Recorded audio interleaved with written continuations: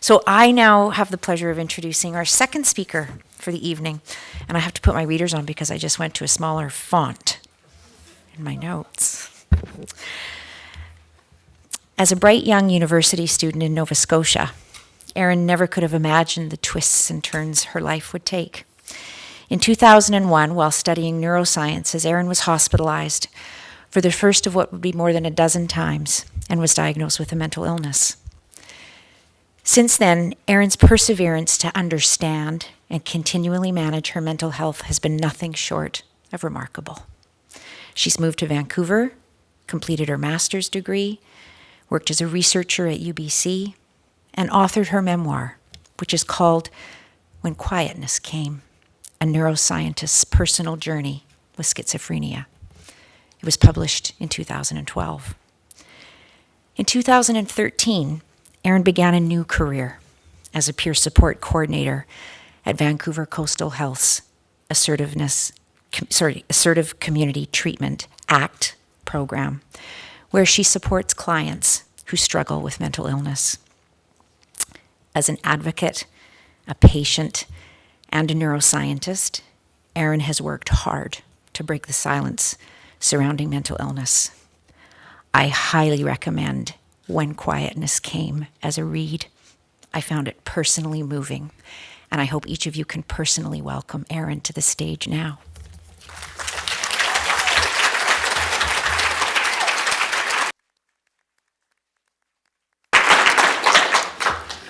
Thank you. What if? What if I had lived decades ago when the lobotomy won a Nobel Prize and insulin-induced coma was considered therapeutic? Would I be lobotomized? Would I have been made comatose? The first antipsychotics changed treatment dramatically, but there was still a lot of side effects and a lot of stigma. What if then I were born decades into our future? Would we look back on these early years of the 2000s and wonder how we treated mental illness with such dirty drugs that had side effects, unknown long-term effects, and the like? Will there be cures? How well would the generations have dealt with stigma? What if I didn't have schizophrenia? But I do, and that's okay. When I am ill, I end up on the psych ward. Neither nurse nor psychiatrist, friend or family member can really reach me. There's just my voices, the auditory hallucinations that yell at me, and the delusion that there's microscopic rats inside my head eating my brain. I react to this in a very scared way. The rats are particularly stressing, and the best way to get them out is to bleed them out. So time after time, I've sat in the quiet room and struck my head against the concrete wall, trying to get the rats out. Code white, security comes running, and I am restrained, put in isolation, and given forced injections. I cry, terrified and traumatized. Why should I trust a system that does this to me?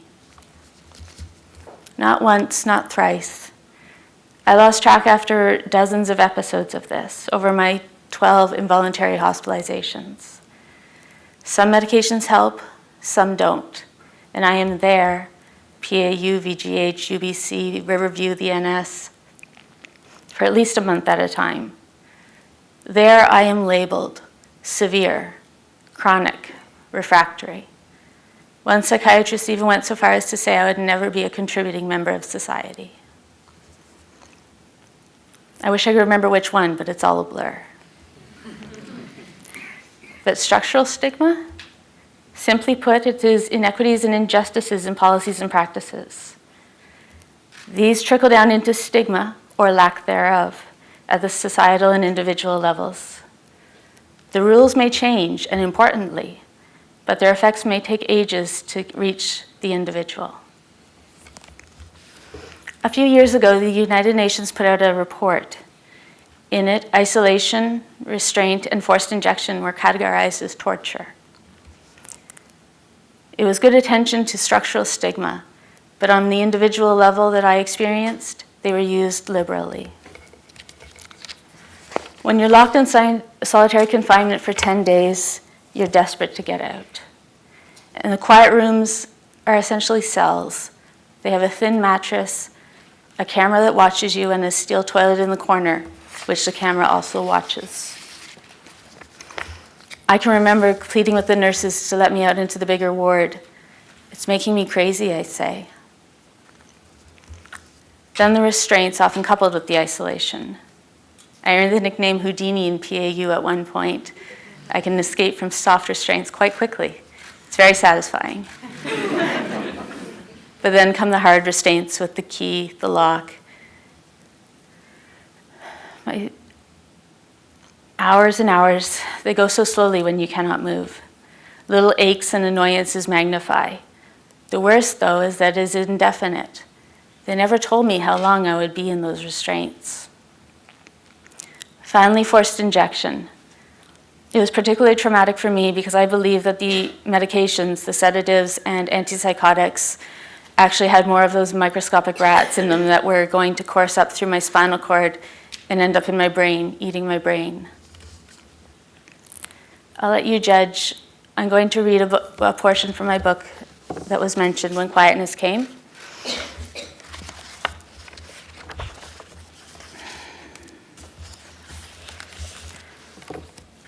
On the psych ward, nothingness filled my days while the voices screamed at me. I would rock myself, cover my ears, hum in a monotone, anything to try and get them to be quiet. Are you hearing things? The staff would query, and all I could do was nod. The voices yelled their plans for me to die. She's bad, she's done for. But I didn't want to die, even if it was the right thing. Still, it was so hard to resist. Ambivalent intent, the nurses wrote. Moreover, the rats remained. Not all had drained out through the slit in my wrist. I tried to ignore them, but they persisted and even multiplied. I had nothing with which to cut. I had to start banging my head again. It would break through the thin skin on my forehead, leaking rats out. I positioned myself in front of the concrete wall, pulled my head backwards, and jerked it forward with force. Thwack. It crashed into the unyielding wall. Thud, thud, thud. More contact. With every bash, I calmed.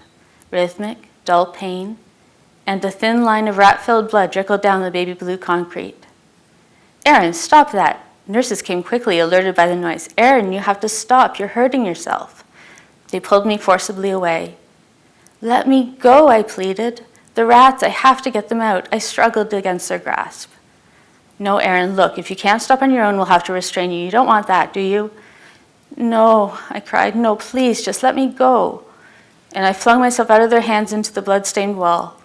A resounding thud echoed in the small room. Security was on their way, and once in their hold, I was unable to move. The restraint bed, adorned with its four corners with shackles, was brought in, and I was flung onto it. Crying, I pleaded with them. Please don't tie me up, please. You give us no choice, was the harsh answer.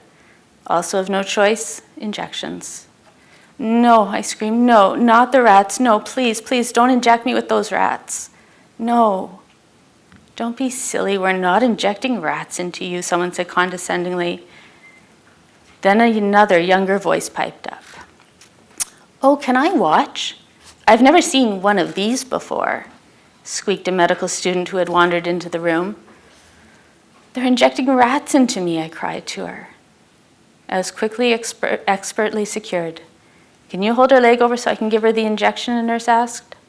Strong male hands thrust me over, exposing my buttocks.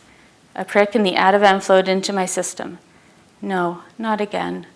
I sensed the rats. Hundreds and thousands of tiny rats flowed in the Ativan into my system. They could do that to me? Inject me with rats as punishment for trying to get rid of the few rats that remained in me? I felt betrayed. I felt aghast. I felt defeated. I cried, softly and hopelessly. The rat-infested Ativan suit gave it strong sedation, and I slept.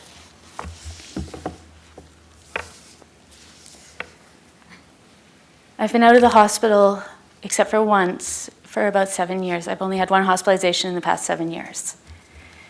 And one of the things that keeps me going is working on the ACT team.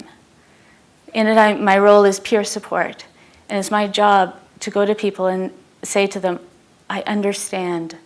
I can offer empathy and hope in my clients. I work as a part of a team, a multidisciplinary team. We have nurses, social workers, OT, RT, physicians, psychiatrists, and peer support. We are a mental health and addictions team. We're called Low Barrier. We accept clients who the system of the mental health team has failed these clients, and they come to us. It's outreach-based, meaning we go into our clients' communities, to their homes, to their hangouts, and often we invite them just to go for a coffee.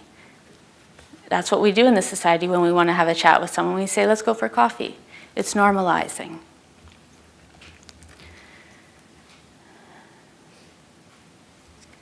An example of how structural stigma is working in our team, I like to use the example of our VPD officers who are assigned to the ACT teams. They're not out to get our clients, to convict them, to arrest them, but rather to build trust. Our clients have often had negative experiences with police, and this interaction with a police officer who is there to help instead of there to hurt, it goes a far way. And then when our clients do have a reason to go to the police for an assault, a rape, a theft, they have someone they can trust. It's breaking down that stigma that the police department is working against those with mental illness and rather than with and for.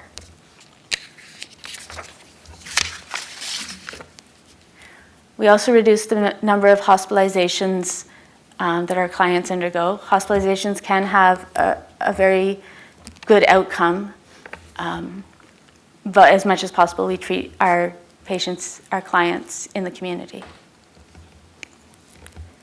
Back to structural stigma. It seeks to shame, reject, devalue, and exclude. To shame. A friend of mine who's receiving disability benefits, he has one of the bus passes. And instead of a blue card like all the other users of the Compass card system, it's bright red. It's like it's advertising, I'm on disability. Luckily, he's figured out that he can put it in his wallet and still swipe it fine. He shouldn't have to do that. Did they simply not realize this stigmatizing practice when they put it into effect? To reject. To quote a US presidential candidate and also my abusive first husband, sickos. To devalue. In BC, from 1933 to 1973, there was an extreme example of devaluing the mentally ill, forced sterilization.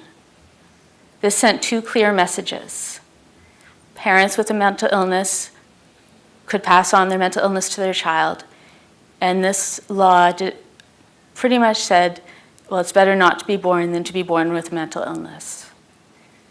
It also sent the message that someone with a mental illness is unfit to be a parent. Even today, I've had an experience where this stigma exists. I hope to be a mother someday, and I responsibly made an appointment with reproductive mental health at Women's Hospital in Vancouver. There I was discouraged from having children and told that there were no services for people with psychosis, only anxiety and depression. I asked if there was elsewhere I could go for support in this. They said no. To exclude. Policies may change for the better, less structural stigma, but they often do not adequately communicate it to the people who implement them. I have a situation that I have a hard time accepting that deals with this. One time when I was seeing my psychiatrist, I mentioned casually that I was reading Paris notes. Those are the documents we use to keep track of all our contacts with clients, and it's shared among many different teams and places. He didn't say anything in the moment, but the next day my boss's boss called me into his office and sat me down. He said that his superior had received a call from my psychiatrist saying, "Hello, I am Erin Emiru's psychiatrist. This is what she's doing, and she's only peer support. She should not have access to these records." My boss's boss assured me that he trusted me to maintain confidentiality, to read only those notes that I'm supposed to, and supported me in reading the notes that I did because I was involved in that client's care. Could you imagine if someone went to your boss's boss's boss and opened with, "I am so-and-so psychiatrist"? That is a huge breach of confidentiality. But because I'm only peer support and have a mental illness, somehow that was overlooked. To end on a note of hope, not long ago, a local philanthropist, Joseph Siegel, spent 12 days at VGH for medical treatment. He was so impressed with the care he received, he and his family pledged to donate $1 million per day of his stay, $12 million. He asked, "What is the most underfunded area of your hospital?" And the reply was mental health. Thus, a $12 million donation towards the new building was set to replace the one built in 1943. The Joseph and Rosalie Siegel Family Health Center is due to open next year in 2017, and its design with single rooms with single bathrooms really shows how much respect for the privacy and comfort of the people who would stay there. This is a clear example that people are challenging the system that underfunds mental health care, bringing together the individual donors, as well as corporate, such as Bell Canada, and provincial contributions. We're now seeing these three stigmas, those in structure and policy, society, and ourselves, being challenged and even overturned. Thank you.